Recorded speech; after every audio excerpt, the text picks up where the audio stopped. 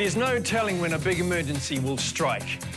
When it does, our emergency services must be ready to react in an instant. Tonight, firefighters respond in force, waging war against one of Auckland's biggest fires in 40 years. Police get stuck in the middle of a nasty domestic. A young man takes out his frustration on his neighbour's cars. And teenage tearaways cause havoc downtown by punching complete strangers. That's one night in Auckland responding to 111.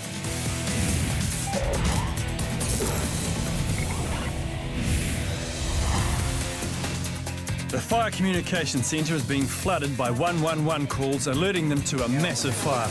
Firefighters, where's your emergency? Up down freezing works is back on fire again. You know the big building that was up months ago? We had units coming from Hamilton all over the place.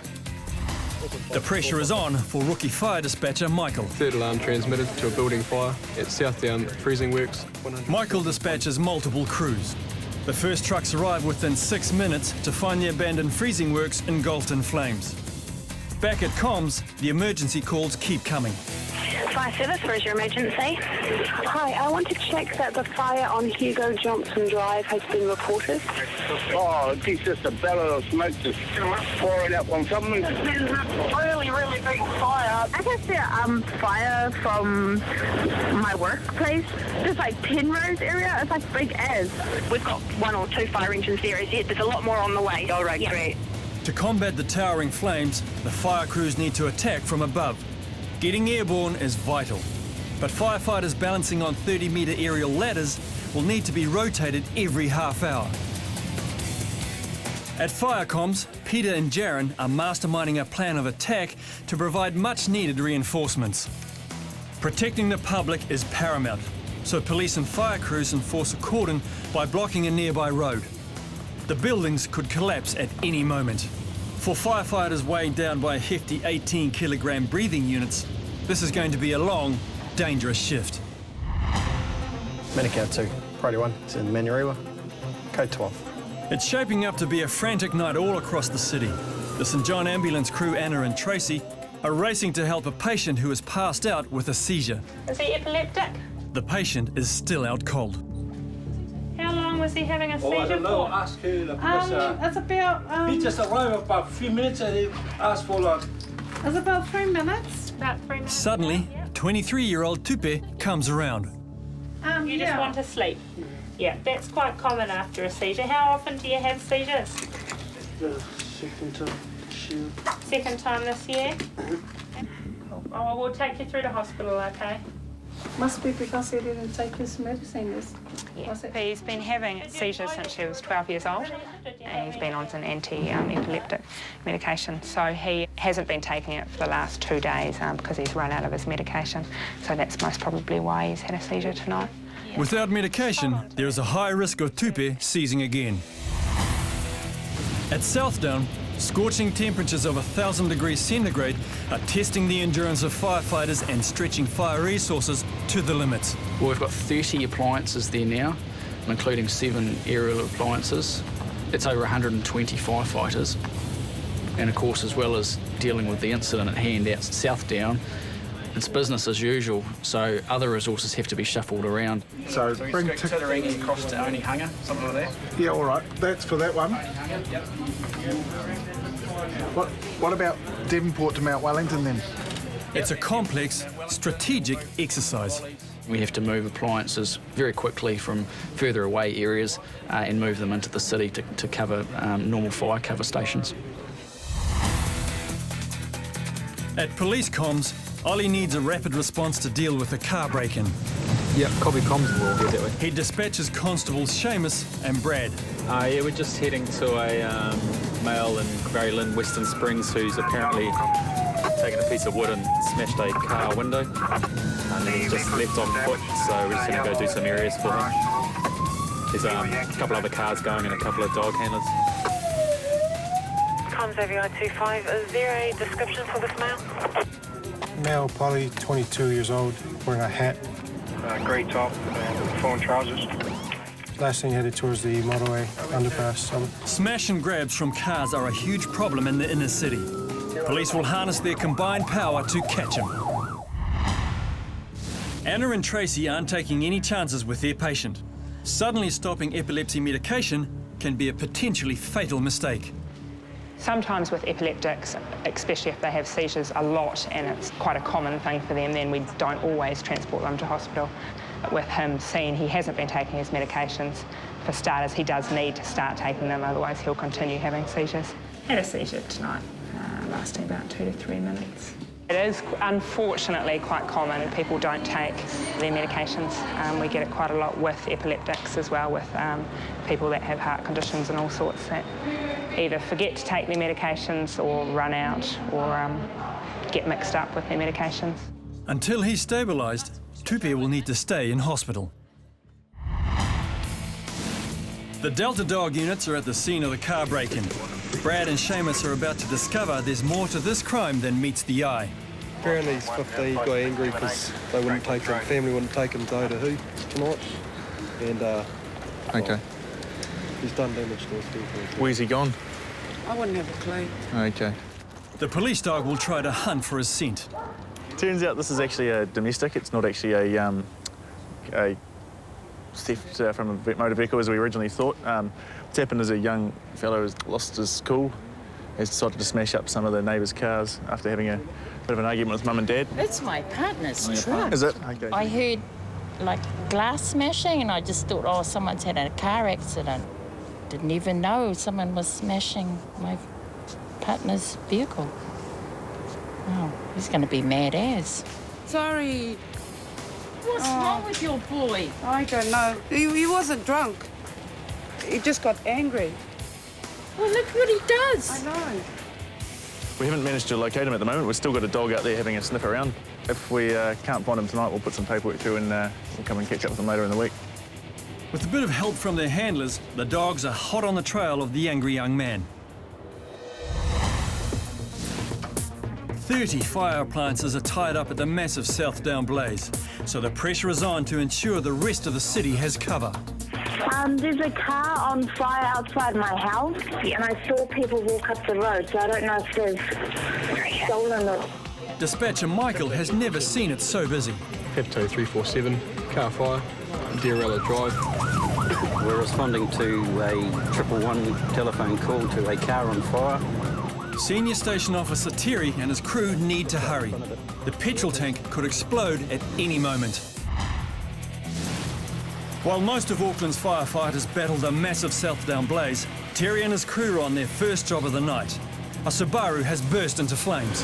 Is this your car? Yeah. What was happening? It was smoking on the motorway, so I pulled off. Yeah. Pulled over here, got out to have a look, and it was just on fire. There's a lot of smoke still billowing out of there, so something's still burning up inside there, Sean. Okay, mate. We may need to look at going through the boot as well. Just cool the whole lot down, Sean. You've also heated your petrol tank up substantially because it's vaporising there. Yeah. And you can just see the heat that's transferred into the back. Is that burnt? It's molten, so there's been a hell of a lot of heat in there. The young gentleman had just purchased the vehicle off Trade Me. Unfortunately, had no warrant of fitness, no registration. As a consequence, he had no insurance on it. I believe he said that he paid $2,000 for it. A concerned member of the public is calling 111 after discovering a one-armed man passed out on the side of the road. Can you have a look, sir, and tell me if he's awake? Buddy, are you awake? Yeah, he's awake, but he's having trouble breathing, I think. Station 45, Newland 1, Priority 1, to Balmoral Road in Mount Eden for code 6. Catherine dispatches the ambulance crew, Jill and Sean. We're currently responding to Balmoral Road for a 70-year-old male on the side of the road stating he can't breathe. Has also claimed that he's had a fair amount of alcohol as well. The 111 caller is waiting with the old man to keep him safe. You got a bit to drink? Were you just having a nap, were you, on your way home? Yeah? OK, well, you can't nap here, because we're going to get loads of phone calls. We're just driving home, and we saw him lying on the side of the street, and we stopped and called 111 just to get some help over. 1, 2, 3. That's it. It's fortunate they did. The patient is in no state to look after himself. Hey, bud, I'll tell you what, we can't take you home, all right? You can't go home like this. You're going to end up doing something to yourself and end up taking a month to recover. All right, so we'll pop you up to Auckland Hospital. They can watch you for a few hours until you feel good enough. Right, come this way. Unfortunately, this is an all too common experience for St John ambulance crews. Picking up the pieces after Kiwis binge drink. Police dispatcher Sam is responding to another booze-fueled emergency, this time in South Auckland. There's an unknown person smashing a letterbox. We'll go silent. Foreman thinks he's possibly lying on the ground now. Constables Chris and Kyle know that violence against property can easily turn into violence against them. Here's the box. There's the letterbox. And there he is. Not the kind of mail you want delivered at night. Wakey. Hey, mate. Hey, can I see both your hands? What are you doing? Just sitting here minding my own business. What are you doing? Oh, I've come to talk to you because you've just smashed his letterbox. I didn't smash no letterbox. Well, I think you did. Where have you come from? I don't know. I don't even know where I am. Oh, okay. Yeah, you did. Yeah, we've got someone seen you who smashed that letterbox. I don't know. I thought I was just going home. And that's where he'll be delivered next. Chris is speaking with the letterbox owner who doesn't want the hassle, so no charges will be laid. Sean and Jill's drunk patient has woken up, and his memory is sketchy too. What time did you leave to come home? Pass. Okay. What time did you start drinking? Can you remember that? Pass. Okay. Yeah, silly question. I'm trying to work out how long you've been lying on the road. When did you last have something to eat? Did you have some dinner? Yeah, you had some dinner. 2 pork chops. 2 pork chops? Sounds pretty nice. I should have come around to your house for dinner. Yes. Hospital staff will clean up the patient, but cleaning the ambulance is up to Sean. We just finished responding to a gentleman who had a big night out on the drink. Unfortunately, he had been suffering constipation prior to that, and now he doesn't. And here we are. The result is we're cleaning it all up. We take him home, and nine times out of 10 he's going to sober up, but there's always going to be that time where he vomits and can inhale the vomit to his lungs, and there's also the fact that he has a fall of a second and it ends up having a proper injury this time, you know. So for his own safety, he can stay here. The nurses will very kindly clean him, and then he'll get to go home, and we'll probably meet him again someday. Nice enough guy, though. He wasn't one of the worst. Alcohol is fueling emergencies across the city. Police dispatcher Chris is responding to a 111 call about a drunken domestic. Got a 13-year-old male on the line, states father's physically assaulting mother at home. He has run to the payphone to call. He's hung up without giving any further other than the father's name. Constables Michael and James know they have to move fast. Every 5 weeks, a New Zealand woman is murdered by her partner. Firefighters have been battling the Southdown blaze for 2 hours. The abandoned meatworks were in the process of being demolished. The fire looks set to finish the job completely. At this stage, there's no idea as to the cause of the fire. It's too early to tell. But there are fire investigators that are on the scene. It'll be their job to determine what caused the fire. It's possible the fire is suspicious. The buildings were targeted by arsonists in 2008. That fire took 9 days to put out. It's taken Michael and James only 6 minutes to reach the domestic. All seems quiet, but not for long. Yeah, take him. Get the out. Hey, calm down. Get the Hey, calm down. Constables Michael and James don't need to worry about separating the fighting couple, but they do need to find out what sparked the South Auckland domestic. If we're having a few beers. What? No, I just want to talk to you. That's what. Can I just talk to you? Yeah, don't worry about her. Just keep talking to me, mate. And that's all. Yeah, no right doing that. What's happened? So what, you having a few beers? Yeah. And that's it? We had a good day. We had a good night. What's happening, man? You got to keep talking to me, because I know we just didn't get called here because you had a few beers. Oh, he keeps bringing up the past every time everyone's not here. You know, the past is the past. He should leave it there, but he doesn't. So what's the things in the past he keeps bringing up? Oh, it's a lot of stuff. Yeah. Yeah. But he had no right to hit me. And so he hit you? Whereabouts? He hit me over here. On the side? And then he kept taking me, the clown. Okay, well, do you want me to tell you the reason why we're here? Yeah, whatever. Because someone from this address has rung police and said that a male was physically assaulting a female. That's why we're here. Well, you know what? What? I don't think anyone rang the police on me. Okay. Because you know why? Why? I had the phone. You had the phone? The phone was actually rung from a payphone down the road. Oh, no, mate. Couldn't have been. And you said this happens quite a bit. About once a week he picks on me because he don't get what he wants and he doesn't get his way. Well, we've been in that argument for a long time. What was that argument about, though? Oh, ask you. They had a few beers and a few drinks around some friends. That then resulted into a bit of an argument. He then punched her just on the right cheek, just around near the ear, and then grabbed hold of her and started strangling her with both hands. Her son and the grandson both got scared, ran off, and called the police. Apparently, this is a fairly regular occurrence. So at this time, you're under arrest for male assaults female, okay? All right. We don't know the full story, but there's people in there backing up exactly what she's saying, and it's basically all against him. But we'll give him the opportunity to talk about it at the station. With 120 firefighters tied up at Southdown, Auckland's fire resources are under a huge pressure, and there's no sign of the night slowing down. Fire service, where's your emergency?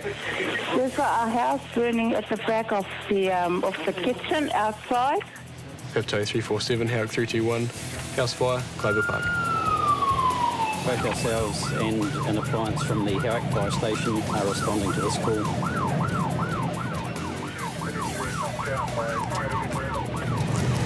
No sign of any smoke, is there? Have you got a fire in here? Yeah. What's actually burning? Constables Dan and Matt are patrolling downtown. And a report of a group of females throwing punches at people they don't know. Our informant's partner was punched in the face. Details still coming in, just one job at the stage. Proceed, just go to the descriptions again. 4 females under 20 years old. Just don't stand in the middle of the road. Surely you're not that stupid. Yeah. And one's sturdy-ish. And then there's a male with them. AKI 107. The girls are still at the scene.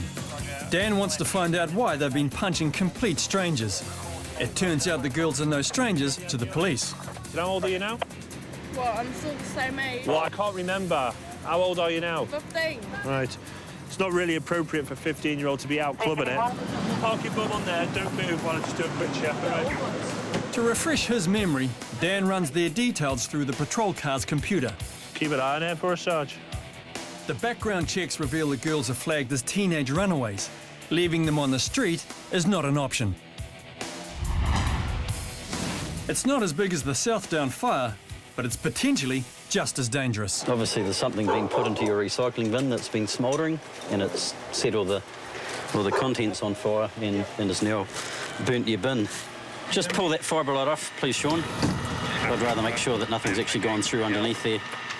The occupants have had a lucky escape. Were you both asleep? And did the neighbour wake you up? Yeah. Oh, that was lucky. Very lucky.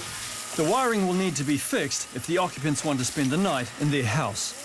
The earth wire for the fuse board has been compromised. Can you go down and request from the comm centre that they get a Housing New Zealand electrician out here? It'll need top priority to get this repaired. They will have an electrician out here within the next 4 hours. Bearing in mind it's 11:45 at night, so I think to be here within the next 4 hours is a very good effort on Housing New Zealand's part. Dan calls social services, informing them he's found 2 girls reported as missing. It turns out that the girls have run away from their foster homes. OK, I've just spoken to SIFs. Unfortunately, you're under an order and they're directing me that you have to come back with us. You're not to be in family's care, you're meant to be in SIF's care. No arguments, they've told us you're under an order, you will be coming back now. We've got a problem in the city with about 10 juveniles, mostly girls. They're all running away from their care homes on a regular basis. They'll come into the city, they'll be either involved with alcohol, drugs, some of them are involved in prostitution as well.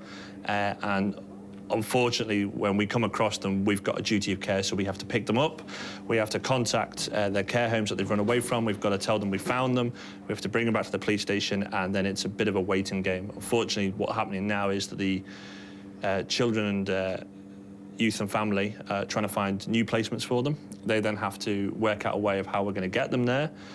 It's probably going to be quicker for us to actually drive them there ourselves, which means that's another police car off the street, and it will probably be at least an hour of our time taken up with just these two while we're waiting for placements to be arranged. But it could be anything up to 3 hours, unfortunately. So, and this is regular. Every weekend we'll find the same girls in the street causing the same problems.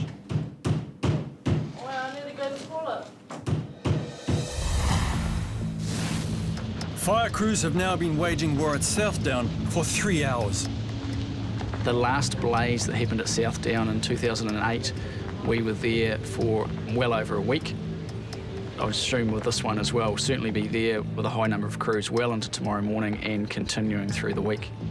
It's going to take millions of litres of water and hundreds more man-hours in the exhausting, dirty and dangerous fight ahead.